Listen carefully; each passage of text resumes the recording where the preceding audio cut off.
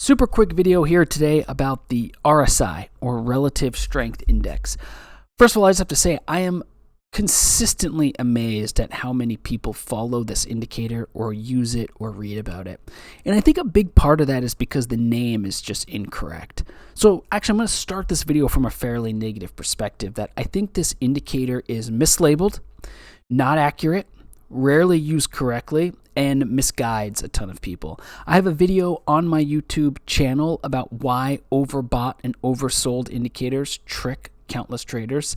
And this video just dives into that a little bit more with this specific indicator, Relative Strength Index. Now, the first thing I want to say is that the indicator name itself is not accurate. It's called the Relative Strength Index. Now, any actual investor would tell you that if they heard that name, they would think that you're comparing the strength of the symbol you're looking at. In this case, I'm looking at the SPY, S&P 500 ETF, to all other symbols. And if all other symbols are going down, but this symbol's somehow going up, then it would be some sort of measuring mechanism that shows that this has relative strength, meaning it is stronger compared to everything else. But that's not what this indicator is doing. It's literally not doing that at all. There is nothing going on here that is relative. At least from my understanding of the word relative, there's nothing going on that's relative. What this indicator is really doing, and why you should probably go actually read about such indicators. Look at the actual source code of such indicators. Don't just watch a video on YouTube or some other channel and they say, buy here, sell here, get rich quick. That is ridiculous. That's just not, it's some reason. It's why I started this channel, actually. I'm trying to bring more insights to the trading world, especially for all the new traders and investors out there. I've been doing this for a decade plus now, and I think I just want to put out some information out there to try to help people. So the key thing here is that it's actually just measuring the very symbol you're looking at over a specific time period, and it's comparing its up days to its down days. That's all it's doing. It is comparing its up days to its down days. What does that mean? I have no idea. Maybe it means that the up days are stronger than the down days. That might be one way to look at it. The up days are stronger than the down days. I'm not really sure. You could probably take a lot of insights into it, but I'll give you just another misconception about this indicator. I'll just show you why this indicator misleads so many people as well. Make sure you watch the other video I have about overbought and oversold conditions and markets. I really dive into why they're wrong as well. So this is the RSI for the SPY, and it's set to 14. So when you see length here, it means 14. The length corresponds to the chart you're looking at. I'm on a daily chart, so it'd be 14 days. If I was on an hour, it'd be 14 hours. Anyways, the point being is that technically, according to this indicator, it starts at 0 and it goes to 100. And there's sort of a middle range between 30 and 70 that's shaded. So 30 and 70 is supposed to sort of represent like an average just oscillation. Most symbols, move within that area. But sometimes the theory goes that when it breaks out on either side, it means that it's either overbought or oversold. So if the relative strength is going all the way up here to the 70s, it means it's overbought. It's just too strong. It's going too fast. I don't know how people have come to believe that.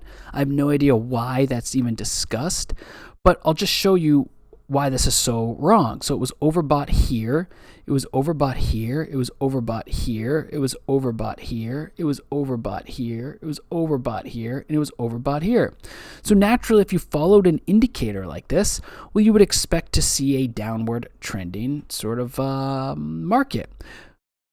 I see the complete opposite. Look at this chart. This chart is going straight up and to the right. No matter how overbought it is, no matter how strong the RSI gets, it just keeps going up.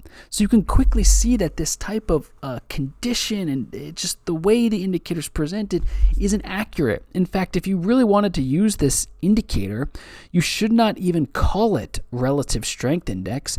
You should probably call it it should be a momentum index, or it should be just called the up days, or maybe up up indicator versus down indicator, something that's just illustrating that. It's just demonstrating that it's getting stronger actually, or weaker. So maybe it's actually a contrarian way to approach this indicator, that when you see it get up into this overbought area, that actually means there's strength. Maybe the trend is starting. So people are potentially using this indicator so incorrectly across the whole industry. And there are countless traders in Forex and equities and more who are thinking about it like that. And so maybe it would make more sense to sort of do something like, maybe at the bottom here, it really should be no trend, and then at the top it should be trending. And I think that's where the indicator makes a little more sense, is now you're spotting strength at the start of a potential trend, and actually when it's in this region, it's actually more bullish than bearish. It's really up to you. Like I said, these indicators sometimes are just totally misrepresented and not entirely accurate, although it doesn't really make sense here because actually Apple's sort of following it. I'm just trying to go through some symbols at time of recording to see if I can try to find some signal whatsoever. I mean, here it is again. Maybe you sold here because you thought it was overbought, but look at it up here. It actually, so I mean, you can just spot error. There are so many errors on an indicator like this. So this is technically where people might say it's overbought. It's just too euphoric. Well, since that condition, Tesla climbed another 9%. And while it climbed another 9%, the RSI actually dropped 66%. Oh, no, sorry. Dropped 22%. Now, it is kind of interesting because maybe it does keep going down and Tesla goes down. But either way, if we go all around the market, I'm just not convinced that this indicator matters or is as effective as people think. And quite frankly, I'm just shocked it gets as much search interest and as much attention as it does. I just am not sure that that makes total sense. And like I said, maybe that's the final tip from this video. I hope it helps some people out there. Remember, this is all for education. I'm not giving advice, but what you'll find is oftentimes there are indicators out there that have a big fancy name, and the names are sometimes misleading. Like relative strength index has confused a lot of people, and it's not really what the name says. But if you look at the source code or you look at the actual code, you go run the math, go look at the calculations. Like how is it actually calculated? In fact, you can see it right here on this spreadsheet, how it's working. It is essentially just taking the average gains. See the average gain here? So it's 14 days. So it collected all of this data, average gain, this column here, average loss.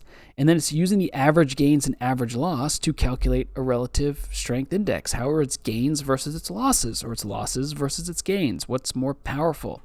And when you start to understand the math like that, you realize that it's not really what it seems. And so I hope this video helps some people who realize you don't just buy up here or sell up here and buy up here and it's easy to make money. It's just not accurate. So that was the point of me making this video, and I hope it helps someone.